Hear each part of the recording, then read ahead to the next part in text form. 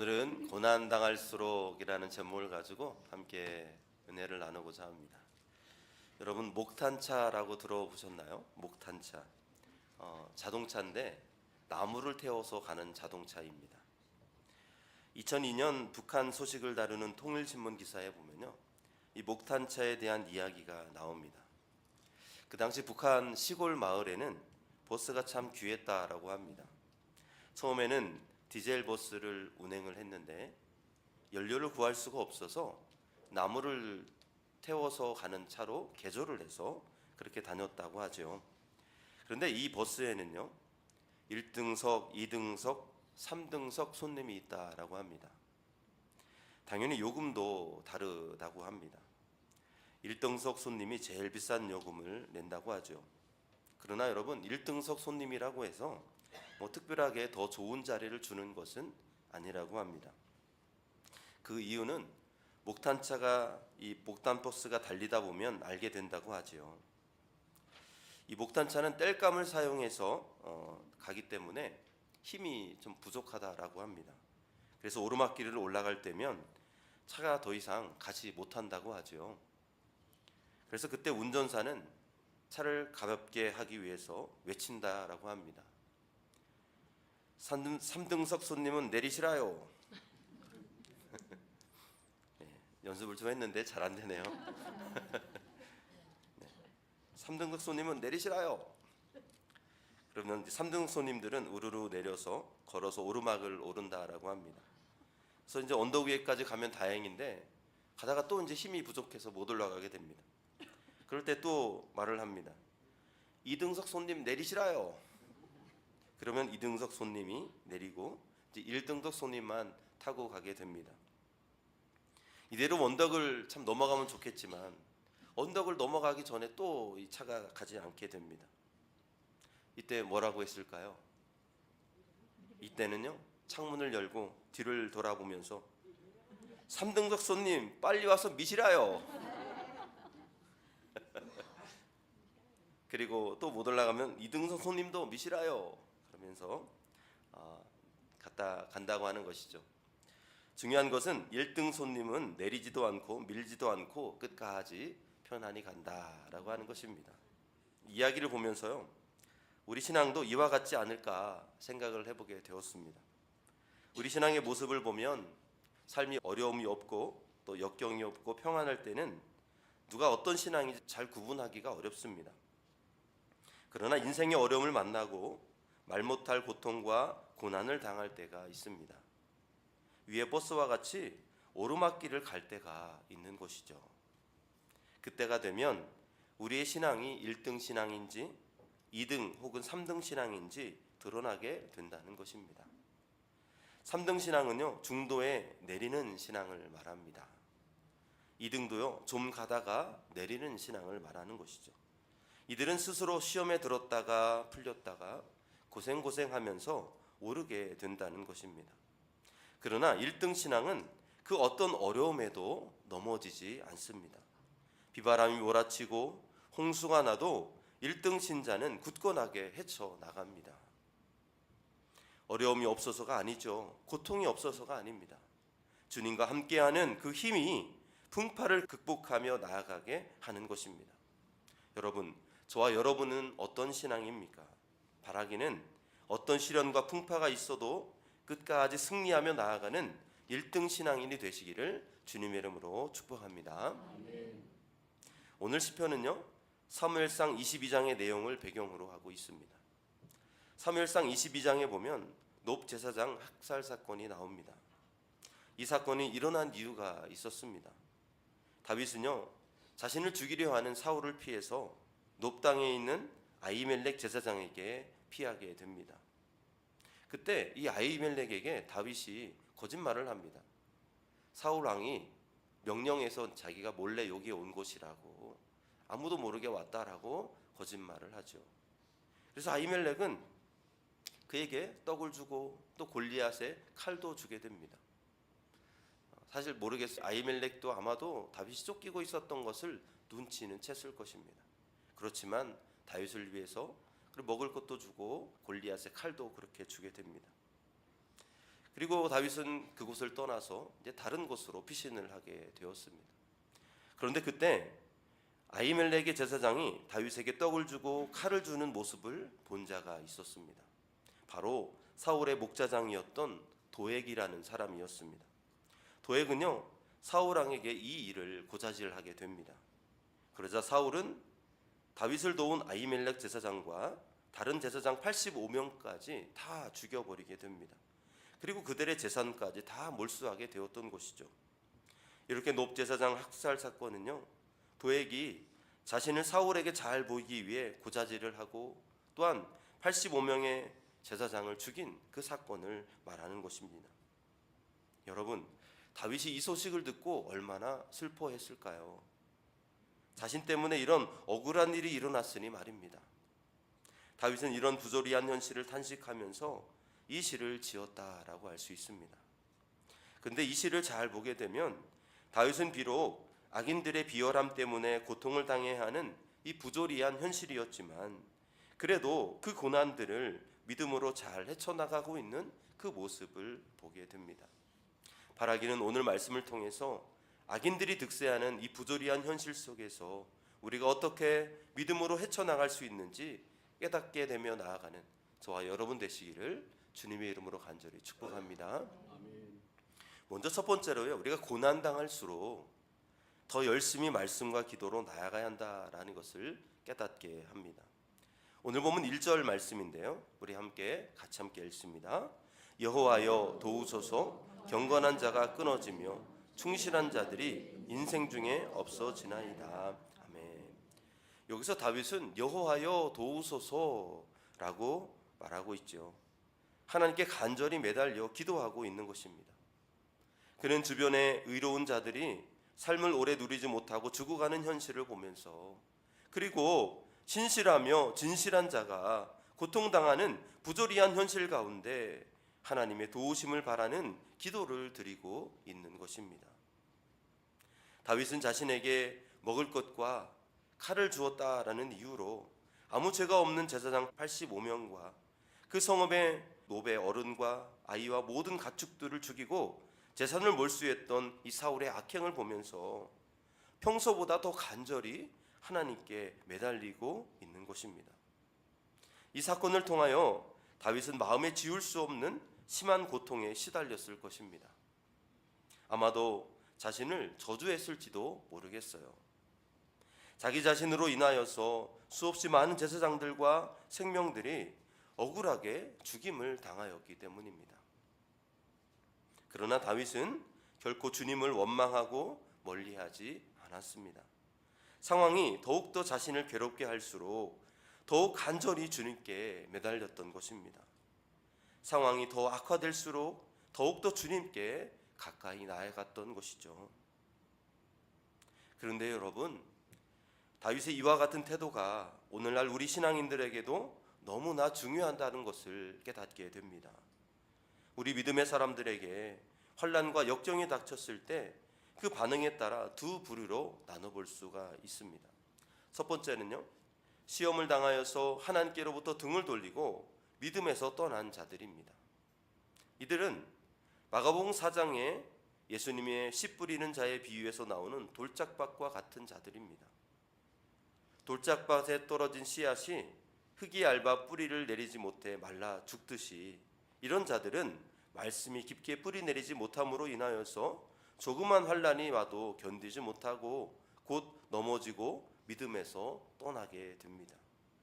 또 둘째 부류는요, 환난이 닥쳐왔을 때 주님의 기쁘신 뜻이 있음을 알고 더욱더 하나님께 가까이 하여서 귀한 열매를 맺는 자들을 말합니다.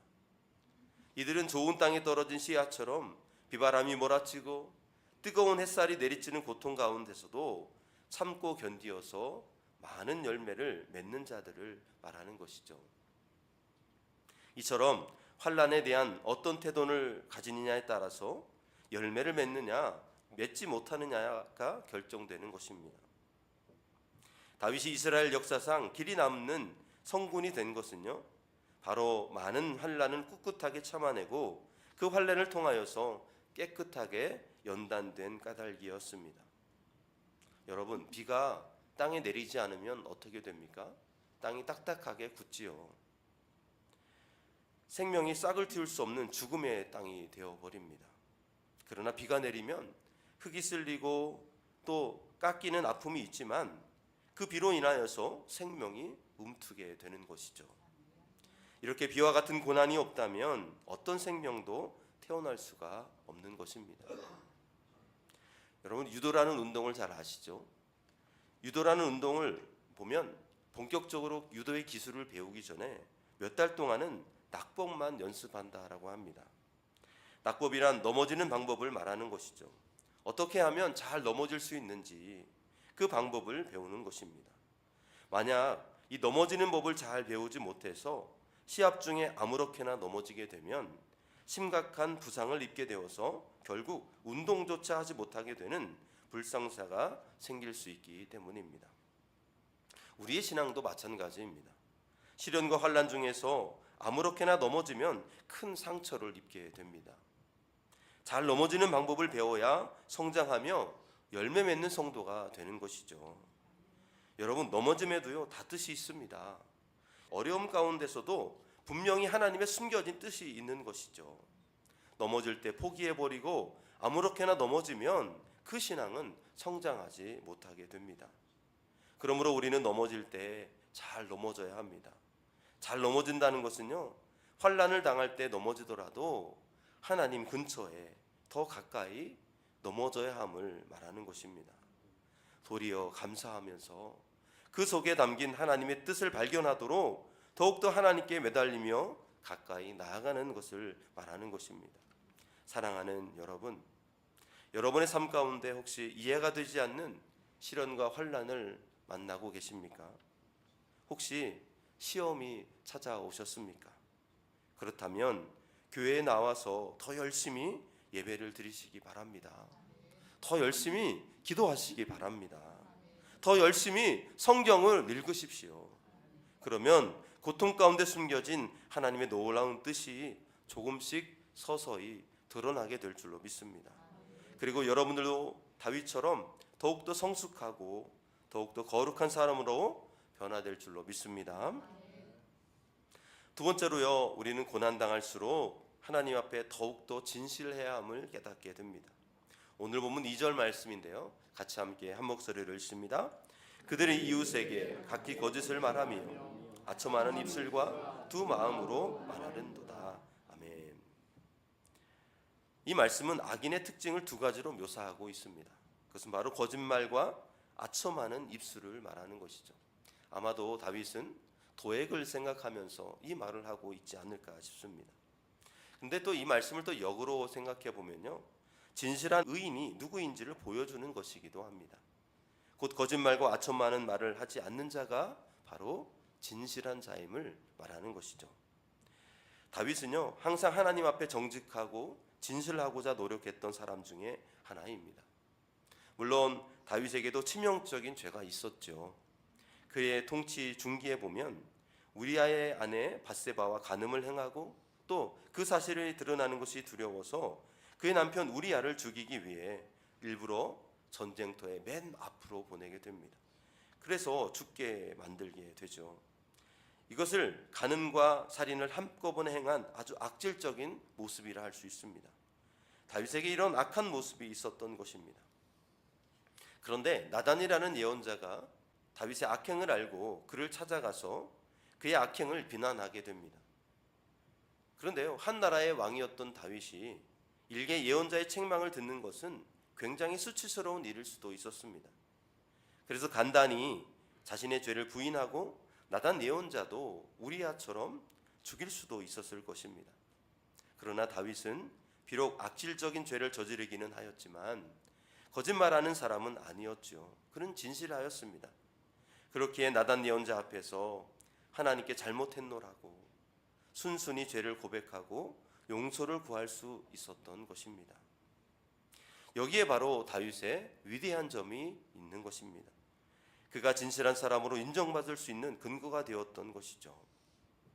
여러분, 우리 인간은요, 다 죄성을 가지고 태어납니다. 그래서 아예 죄를 짓지 않고 살아간다라는 것은 불가능합니다. 누구도 죄의 유혹으로부터 자유로운 사람은 없습니다.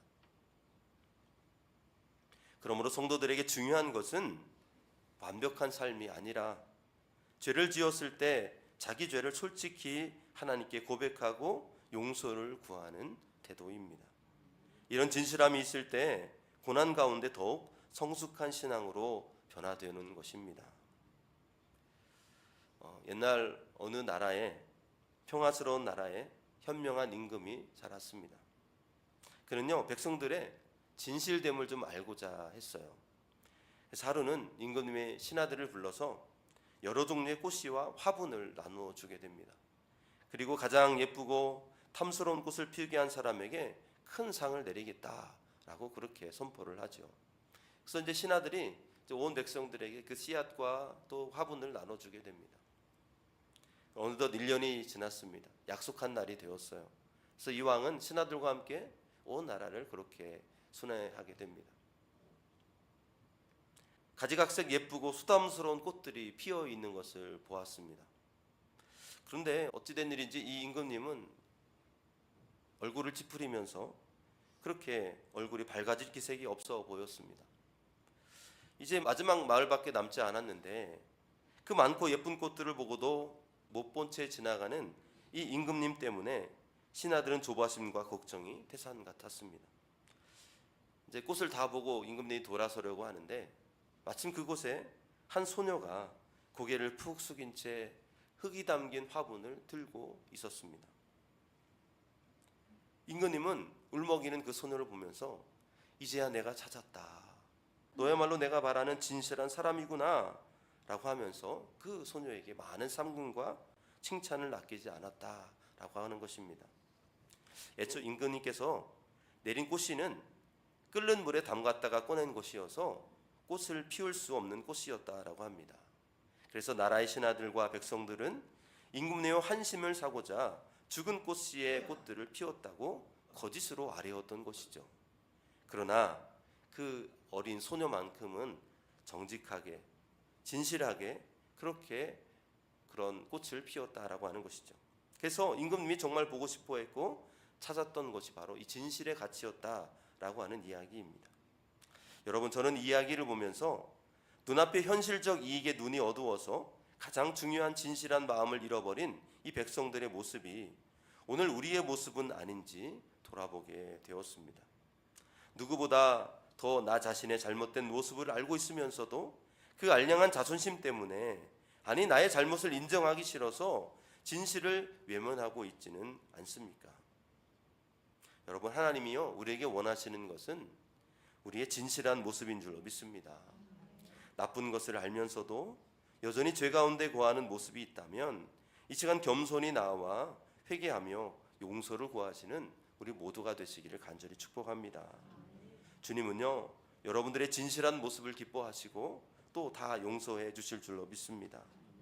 그리고 더 나아가서 다른 사람들에게도 거짓말이 아닌 진실한 말과 태도로 나아가시기를 간절히 바랍니다. 거짓말은요 화려하고 멋있게 자신을 장식할 수 있습니다. 그러나 하나님과 사람을 감동시킬 수는 없습니다. 그러므로 고난당할수록 더욱더 진실한 의인의 삶으로 살아가시는 저와 여러분이 되시기를 주님의 이름으로 간절히 축복합니다. 세 번째로 고난당할수록 하나님의 때를 기다릴 수 있어야 된다라는 것입니다.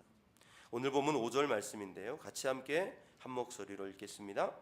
여호와의 말씀에 가련한 자들의 놀림과 궁핍한 자들의 탄식으로 말미암아 내가 이제 일어나 그를 그가 원하는 안전한 지대에 두리라 하시도다. 아멘. 여기서 중반절에 보니까 내가 이제 일어나 라고 말씀하고 있습니다. 고통을 당하며 탄식하는 자들을 위해 주님께서 마침내 일어나 강권적으로 구원을 베풀 것임을 나타내는 그런 말씀입니다. 결국 하나님의 때가 되면 주님이 일어나 구원해 주신다는 의미인 것이죠. 우리의 때가 아니라 하나님의 때가 있음을 말씀하고 있는 것입니다. 다윗은요 오랫동안 도망자 생활을 했죠.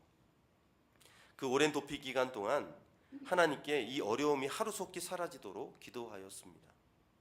그러나 하나님은 다윗이 이 고난과 환난을 통해서 단련한 금이나 은같이 깨끗하고 정결하게 되기를 바랬습니다. 순도 100%의 순수함을 가질 때까지 주님께서는 연단하고 계셨던 것입니다. 이처럼 오랜 연단의 기간을 지나고 뒤돌아본 다윗은 하나님의 역사하심에는 때가 있었다는 것을 알 수 있었습니다. 그것을 다윗은 이제 내가 일어나서 라고 표현하고 있는 것이죠.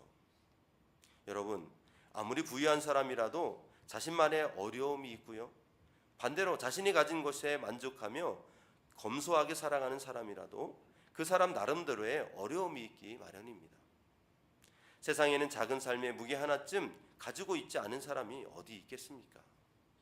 그런데 그런 문제에 부딪히다 보면 우리는 하나님께 지금 당장 이 어려움에서 벗어나게 해달라고 기도하는 경우가 많이 있습니다.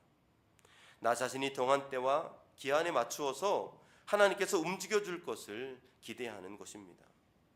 그러나 여러분, 그것은 하나님의 주권을 생각하지 못하는 기도입니다. 세상의 모든 일들은 하나님의 섭리 아래에서 움직이고 돌아갑니다. 그래서 잠언 16장 9절에 보면 사람이 마음으로 자기의 길을 계획할지라도 그 걸음을 인도하시는 이는 여호와이시니라 라고 말씀하고 있는 것입니다. 여러분, 우리가 온갖 지혜를 동원하며 1년과 2년, 10년 후에 계획을 짠다 할지라도요, 그 발걸음을 인도하시는 분은 하나님이십니다. 그러므로 꼭 우리가 계획하여 놓은 계획표에 의해서 착착 진행되지 않더라도 낙심하지 말고 끝까지 기도하면서 전진해 나가야 하는 것이죠. 농부들이 열매를 얻기 위해서 열매가 충분히 익을 때까지 기다리지 않습니까? 충분한 햇빛과 비와 바람을 맞을 시간이 필요하기 때문입니다. 반면에 충분히 기다리지 못하면 설익은 열매를 수확하게 되는 것입니다. 그 열매는 상품 가치가 떨어져서 팔 수도 없는 무용지물이 된다는 것입니다. 우리도 마찬가지입니다. 햇빛과 비와 바람을 맞으면서 성숙하고 성장하기를 기다려야 합니다. 아직 익지도 않았는데 마치 다 익은 것인 양 자신을 과대평가해서는 안 된다라고 하는 것이죠. 그러면 그야말로 무용지물이 되기 쉬운 것입니다. 전도서 3장 1절 말씀에 보면 천하의 범사가 기한이 있고 모든 목적이 이룰 때가 있다라고 말씀하고 있죠. 모든 일은 그때와 기한이 찰 때까지 기다리라라고 하신 것입니다. 브루스 쿡이 쓴 당신의 계획을 믿음으로 세우라라는 책이 나오는 내용입니다. 이 브루스 쿡의 고백이에요. 결혼한 지 5년이 되었는데도 우리는 자식이 없었다. 이 문제를 놓고 3년 동안이나 간절히 기도를 했음에도 말이다. 그 이듬해의 봄 아내에게 임신 소식이 들려왔다. 얼마나 기뻤는지. 임신 6개월째 의사는 쌍둥이일지도 모른다고 했다. 그때 나는 너무나 기뻐서 주님 같으신 분은 없다. 지금까지 자식이 없었는데 이제 2배로 축복하시는구나 라고 외쳤다. 그러나 검사결과 오직 한 아이가 태내에 있는데 그 아이조차 살기 어렵다고 했다. 나는 받아들일 수 없었다. 곧바로 기도하면서 나의 뜻이 하나님의 뜻보다 더 낫다고 하나님을 설득하고자 애썼다. 이 문제만큼은 하나님의 생각이 나의 생각보다 낫다는 것을 인정하지 못하겠다고 그렇게 때를 쓰며 이틀 밤낮을 매달렸다. 나의 모습은 비참하리만큼 처절했다. 그러나 3일째 되던 날 내 기도는 이 아이에 대한, 아니 미래의 어떤 아이에 대해서도 하나님의 뜻에 기꺼이 따르겠다는 것으로 바뀌어 있었다. 순간 내 마음속에 평안과 기쁨이 흘러들어왔다. 비록 아이를 잃게 되었으나 우리가 하나님의 뜻 안에 살고 있음과 그분의 위로하심을 맛보아 알게 되었다. 이후 하나님께서는 우리에게 건강한 2 아이를 주셨다. 이 경험 덕분에 아이와 나는 먼저 하나님의 뜻을 찾고 전혀 다른 관점에서 문제를 바라보게 되었다. 하나님께서는 우리가 당신의 뜻에 기꺼이 따르자 정하신 그때에 2 아이를 우리에게 주신 것이다. 사랑하는 여러분, 혹시 여러분 가운데 어떤 문제로 인해서 안달하고 있지는 않습니까? 어떤 고통 때문에, 고난 때문에 기도해도 응답이 없다고 답답해하며 나가고 있지는 않습니까? 그렇다면 여러분, 하나님의 때가 있음을 믿으시고 기다릴 수 있기를 간절히 바랍니다. 분명 주님의 때가 되었을 때 주님의 놀라운 역사가 일어날 줄로 믿습니다. 바라기는 오늘도 차분히 하나님의 때를 기다리며 실력을 닦을 수 있는 저와 여러분들이 되시기를 주님의 이름으로 간절히 축복합니다.